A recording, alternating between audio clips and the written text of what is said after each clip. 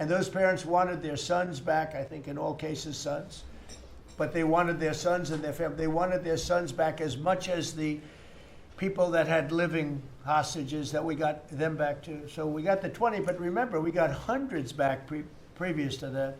But I always said getting those last 20 back is going to be very tough. And we got them back, and we got all of the bodies back also, which to those parents was just as important as getting back the son that was living.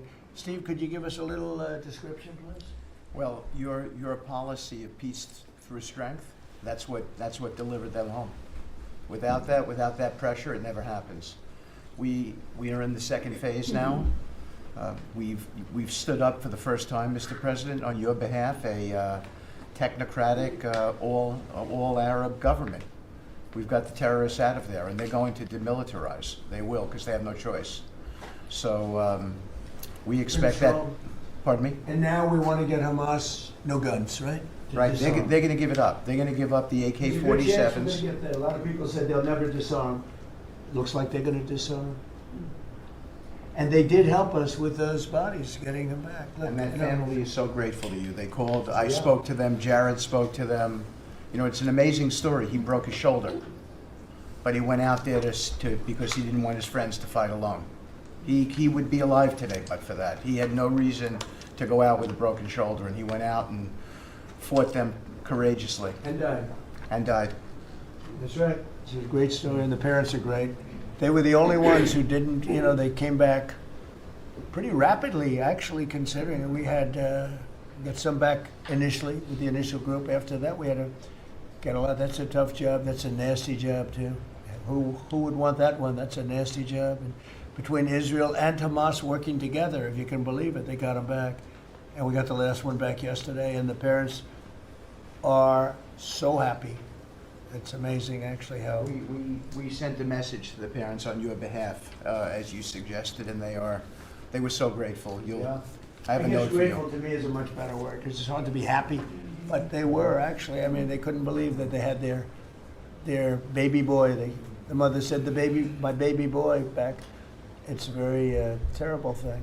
Steve, Russia, Ukraine, we're making a lot of progress. Could you explain that? The Ukrainians actually said that we've made more progress since Geneva than they've seen in the last 4 years of that conflict. So we had 5 Russian generals last Sunday in Abu Dhabi with Jared and Dan Driscoll, and we think we made a lot of progress. The talks will continue in about a week, but lots of good things happening between the counterparties discussing the land deal. Talking together. We have a security protocol agreement that's largely finished, a prosperity agreement that's largely finished, and I think the people of Ukraine are now hopeful and expectant that we're going to deliver a peace deal sometime soon. And because of the cold, extreme cold, they have the same that we do. I personally asked President Putin not to fire on Kiev and the cities and towns for a week during this. It's extraordinary. It's not just like cold, it's extraordinary cold, record-setting cold. Over there too, they're having the same. It's a big pile of bad weather, the worst. But it was really, they said they've never experienced cold like that.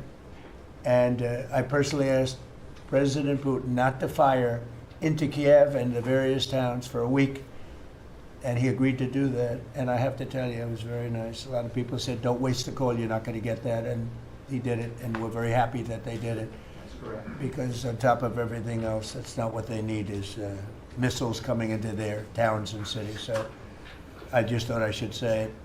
I thought it was a very good thing, and Ukraine was, almost they didn't believe it, but they were very happy about it, because they are struggling badly.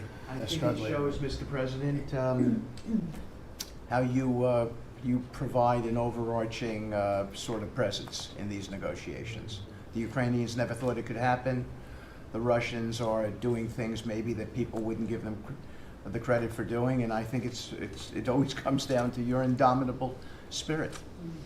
Well, it was a good thing. You know, if you think it's cold over here, they say in Ukraine you can add another 20% to it. It was very cold.